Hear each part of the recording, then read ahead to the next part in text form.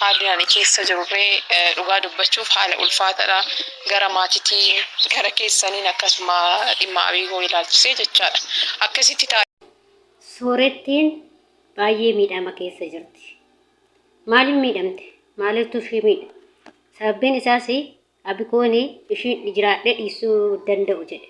Ashamaa akkam jirtu hordoftoota chaanaala kootii kan biyya keessa kan biyya alaa bakka jirtu itti nageenyaan keessan yaabatu akkam jirtu ana bireetiin keessa nagaa guutuun qaba jecha egaa ka haqa wanta soorettiin dhaamsa dabarsiteerti akkasuma immoo dhageessanii warroonni viidiyoo isaan daawwatan dhageessanii innis waan tokko irraa dubbadhee wanta isaan barachuu barbaade akkasuma immoo isaan irraa baradhee tokko isinii qoodadheen hanga dhumaatti viidiyoo kee hordofaa Nadukataani afeerraakoti egaa ka soorettiin dhaamsallee dhaammattee jirti. Anis ishiinis isa dhabee jiraachuu hin danda'u akka obboleessa kiyyaatteette.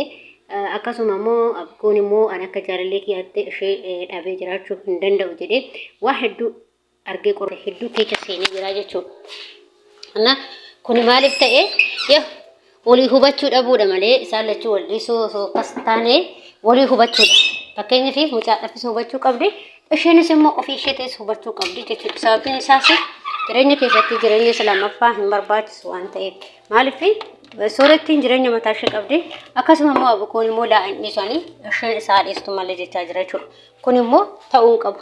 Jireenya keessatti namni dubartiin takka kan uumamteef tokkumaaf waan ta'eef. Akkuma isheen jettuuyyuu isheenis isa dhabee jiraachuu hin danda'u yookiin akka inni natti mufatu ta'uu hin danda'u. Ani akka obboleessa kiyyaatti isa faana jiraachuu barbaada, isa faana deemuu barbaada malee waan biraa miti jettee jirti jechuudha. Kanaafiyyuu immoo dirqama abiigoon immoo sirraa'uu qabaa jechuudha. Maaliif bakka kanatti waliif ilaaluu qabdanii isin lachuu jechuudha. Maaliif jireenya waan ta'eef ishees jireenya ishee mataa ishee qabdi waan ta'eef jireenya mataa ishee dhiisitti kootti gorii hin taatu jechuudha. Maaliif ishees jireenya mataa ishee qabdi. Atas jireenya mataa keetii kabraa dhuunfaa biraatiin godhachuu qabdaa jechuudha. Kanaaf barnoota isaanii irratti immoo obboleeyyan hiriyaan isaallee hiriyaan wanaas hin beekanii ani xiyyaafuu naa dhoodaa jira. Nuroo nan xiqqumatti dubbadhee nan dubbisuu jechaa jira jechuudha. Hiriyaan abiigoo jechuudha. Kanaaf immoo islamaa waliin tasgabbeessuu qabdi jechuudha. Abiigoonis ishee bakka jaalala akka malee maracheera. Abiigoo jechuudha. Akkasuma immoo maatii isheetis sodaachaa jirti. Anis maatii kiyyaa adda bahee jiraachuu hin danda'u. Maatiin kiyyaas akka obboleessatti malee akka waan biraatti keessa seenaa dhiyyamne jirteerti. Akkasuma immoo ani akka obboleessa kootti isa dhabeen jiraadhutti inni immoo akka jaalallee kootti yookiin hiriyaa kiyyaatti ishee dhabeen jiraadhu jechaa jira. Gidduu kana keessatti immoo wal miidhaa jiru jechuudha. Mucaanis baay'ee miidhamaa jira. Akkasuma immoo soorettiinis immoo rakkina cimaa keessa seenaa jirti jechuudha iddoo kanatti. Kanaaf walii hubachaa deemaa wal tasgabbeessaa deemaa lachuu akkasuma soorettiinis laaluu qabdii fi mucaa kana waan taanirra yoo bu'e gaafa waan taanirra bu'e rakkina isheerras ga'uu danda'a waan ta'eef waliif laalaa qabdi jechuudha. Jidduu kana keessatti immoo miidhamaan inni lammaffaan immoo inni sadaffaa miidhamaan immoo lammaffaan soorettiidha. Tokkoffaan abiigoodha. Sadaffaan miidhamaan eenyudha? Sooleniidha jechuudha. Sooleniinis immoo jidduu kana keessatti jaalala isheetiin qabamee yoo ishee dhabu immoo innis hin maraataa jechuudha. Akka jidduu kanatti jarri waliif maraachaa jiru jechuudha. Kanaafiyyuu murteen isaa maal ta'a? Isin lama sadiinu walii galaati gara tokkotti murteeffadha. Bakka akkuma isheen jetteyyuu akka obboleessitti abiigoo kee wajjin deemti. Soolanii kee wajjin immoo akka hiriyaa keetti wajjin deemin jedha. Akka dhaamsa kootitti kun. Maaliif wal miidhuu ta'a, walii godda'uu ta'a jechuudha. Waa hedduudha kaakuma mucaa akkuma agartanii soorettiidha jedhee sammuun isaa akka hin hojjennellee hintee jirti. Sammuus xiqqoo tuqamee jira jette. Akkasuma immoo ergasii immoo erga sammuu tuqamee bakka isa ishiidhaaf jedhee mana yaalaa galee ture.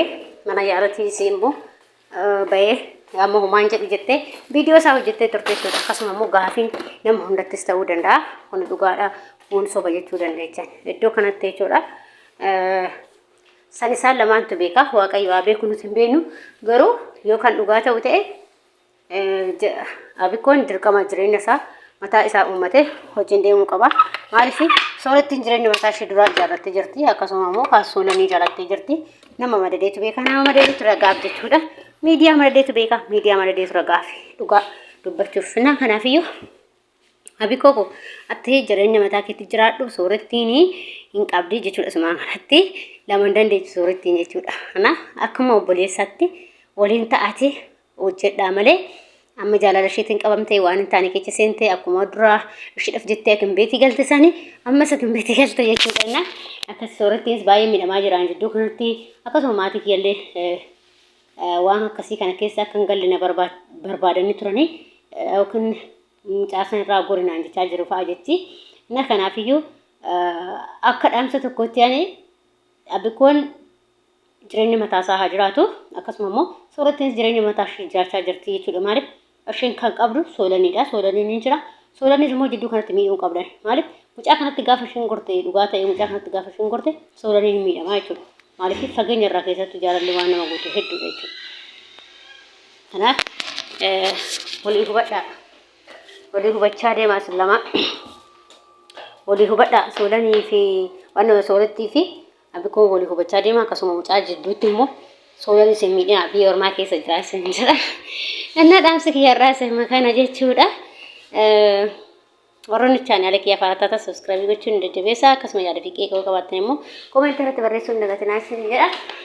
Kana fakkaataa har'a immoo soorettii fi abikoon waan kanarraa abikoon har'a hin jiru tureyyuu soorettii qofatu wanta inni miidhamaa jirus akkaataa inni miidhamaa jirus himamtee jirti jechuudha.